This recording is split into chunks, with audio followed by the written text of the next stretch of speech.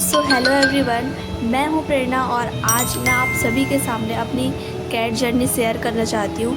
क्योंकि गाइस मुझे मालूम है कि मेरे अलावा ऐसे बहुत सारे लोग हैं जिनको जानवरों से बहुत प्यार है, लगाव है, ख़ास तौर पे बिल्ली से।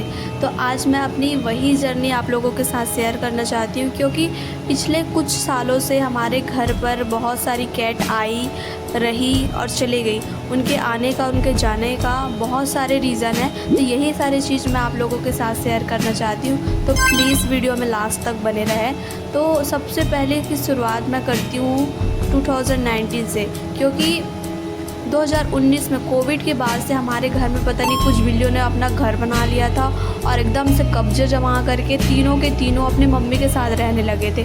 फिर उसकी मम्मी शायद डर की वजह से कहीं चले गई और तीनों बच्चे रह गए।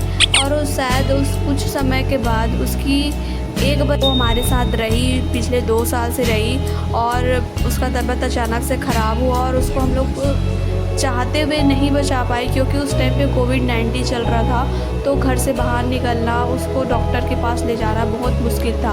उसके बाद हमारे घर में एक और बिल्ला आया, जिसे मैंने लालच दे करके वो मेरे घर आया था, लेकिन उसको मैं खिला पिला के अपने घर हमेशा के लिए रख ली। वो छोटा सा ही बच्चा था जो बहुत टाइम तक रहा। ये जो टॉम आप लोग देखते हो ना इस यूट्यूब में, वो मैं उसी की बात कर रही हूँ। ये बहुत प्यारा था, इतना समझदार कि पूछो ही मत।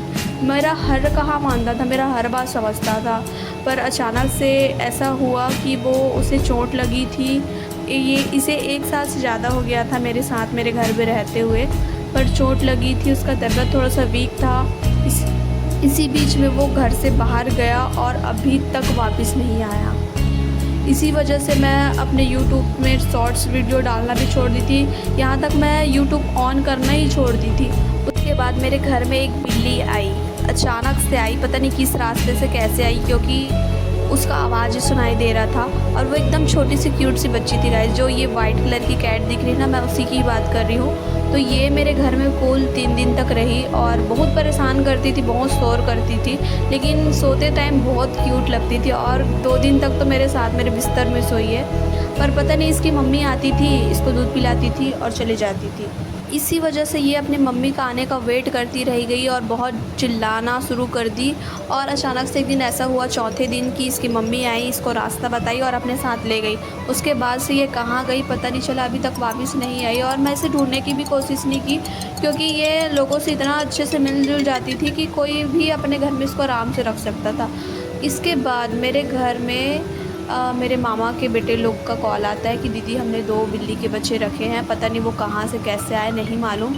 तो मैं जिस दिन गई महासमुंद, उस दिन वहाँ उन लोगों को ले आई यहाँ अपने घर, क्योंकि एक बिल्ली आई थी, अचानक चले गई। इसी बात का अजीब सा अफसोस या गम, चाहे जो भी बोलो, एकदम अजीब सा लग रहा था।